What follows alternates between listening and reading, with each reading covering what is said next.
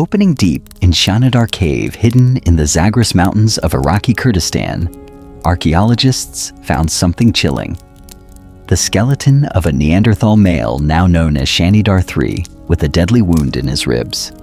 This injury happened approximately 50,000 years ago. Scientists now debate, was this the first murder between our species? Did early humans kill this Neanderthal? The wound tells a story that could change how we understand our ancient past. The story begins in the Discovery 1950s, when archaeologist Ralph Solecki started digging in Shanidar Cave with a triangle-shaped entrance, 25 meter wide, sitting high on Bradost Mountain, with views of the Greater Zab River below. Solecki first explored in 1951 and came back in 1953 with support from the Smithsonian Institution. His team dug a huge trench in the middle of the cave going down 14 meters to bedrock. They found layers of history from modern times, all the way back to the Middle Paleolithic period. The most exciting finds came from the bottom layer, layer D. Here they found stone tools, typical of Neanderthal culture. Between 1957 and 1960, they discovered several Neanderthal skeletons. On April 16, 1957, a Kurdish worker spotted bones in the trench wall. This was Shanidar III. While most Neanderthal remains went to the Baghdad Museum, Shanidar III's bones were sent to the Smithsonian Institution in Washington, D.C. This turned out to be crucial for solving the mystery of his death. When scientists Tail Stewart and later Eric Trink examined the skeleton, they noticed something unusual on the left ninth rib, a wound that had started to heal but wasn't fully mended when he died. This meant Shanidar III survived the injury for a while, but ultimately died before healing completely. This discovery sparked decades of debate. How did he get this wound? Who or what caused it? And what might it tell us about how Neanderthals and early humans interacted at this critical moment in prehistory? The victim. But who was Shanidar? Careful analysis of his skeletal remains has allowed scientists to build a profile of this Neanderthal man who lived and died roughly 50,000 years ago. Shanidar III was a mature adult male, estimated to be between 40 and 50 years old. Relatively old for a Neanderthal, standing approximately 1.69 or about 5.6 in. He had the robust build, typical of Neanderthals, with powerful muscles and thick bones. Analysis of his arm bones shows developed muscle attachment sites, indicative of the strong shoulders and chest muscles characteristic of his species. Like many Neanderthals who reached older age, Shanidar III showed signs of degenerative joint disease, notably in his right ankle from an earlier injury that had healed but left him with painful limited movement. This pre-existing condition may have affected his mobility and made him more vulnerable in certain situations. Evidence shows that Shanidar Neanderthals were skilled in producing Mysterian stone tools, including Levallois points used as weapons. They also processed animal hides with cut marks on bones from the site matching patterns associated with skinning and tendon removal. But Shanidar III's story doesn't end with his life and abilities. It's his death that has captivated scientists for decades. While examining his remains, researchers discovered something that would transform this ancient Neanderthal into the center of a prehistoric forensic investigation. The key to solving this. The wound?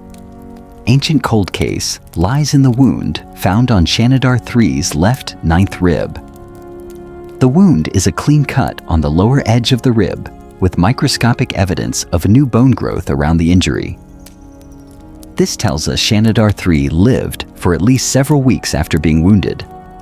A weapon would have penetrated his chest cavity, likely damaging his lung and causing either a collapsed lung or leading to an infection.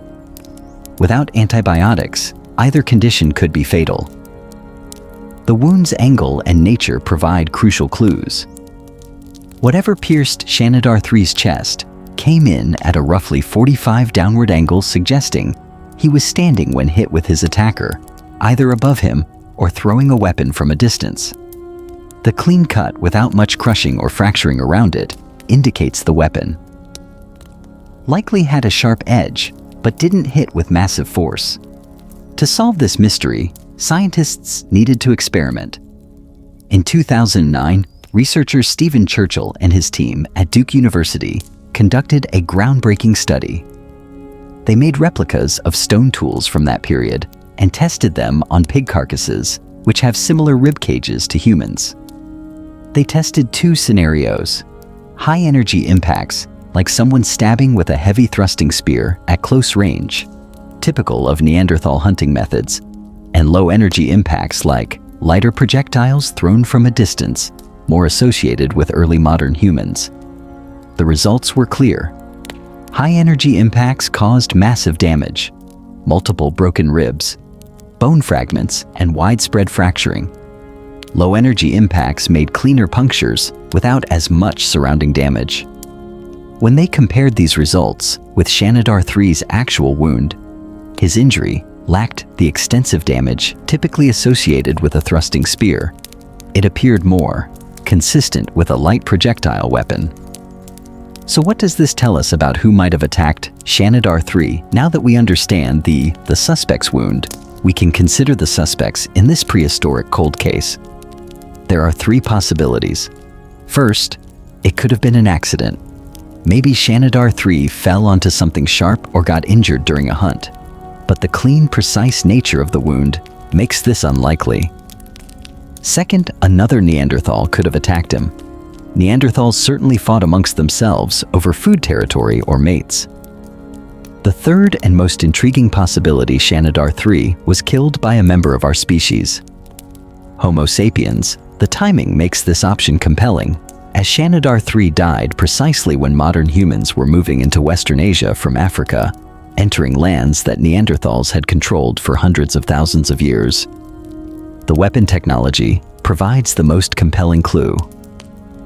While Neanderthals primarily used heavy thrusting, spears designed for close combat, early modern humans developed more advanced projectile technology, like lightweight spears that could be thrown from a distance, possibly using spear throwers to increase power and range. While the attacker's identity remains speculative, the timing overlaps with one of the most critical periods in human evolution, when Homo sapiens and Neanderthals first shared territory.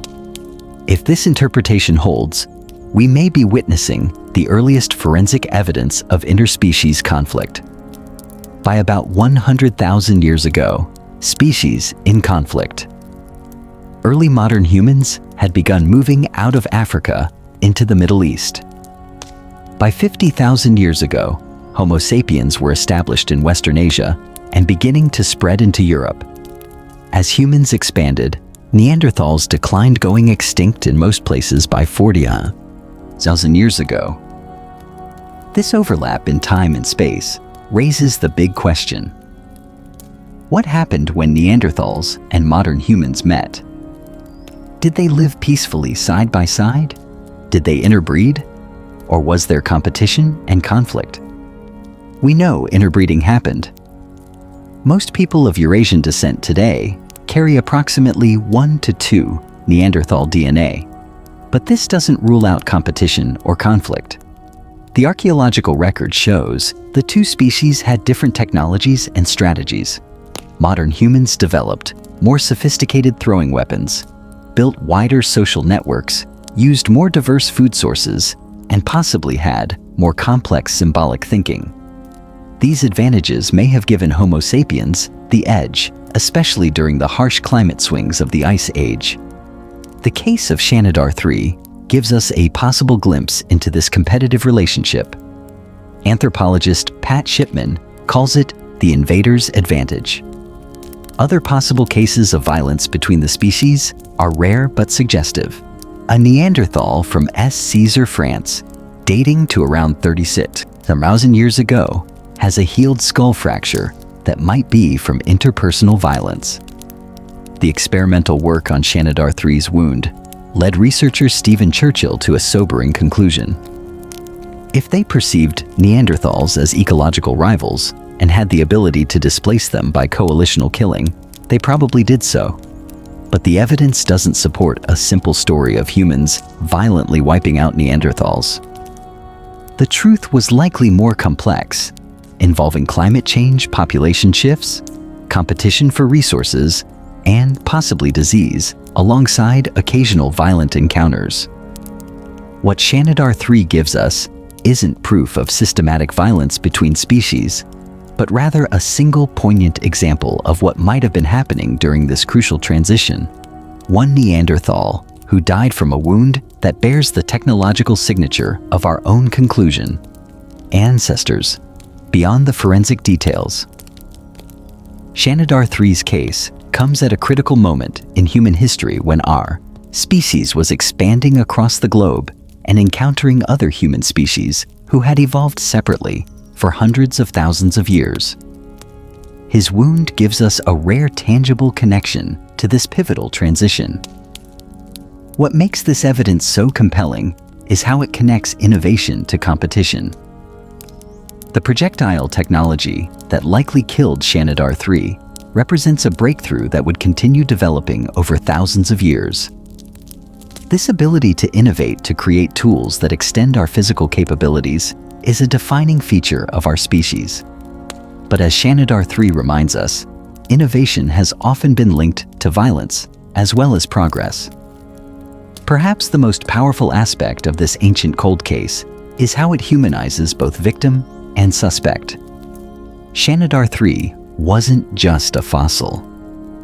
He was a person who lived, had relationships, hunted, made tools, and ultimately died from a violent encounter.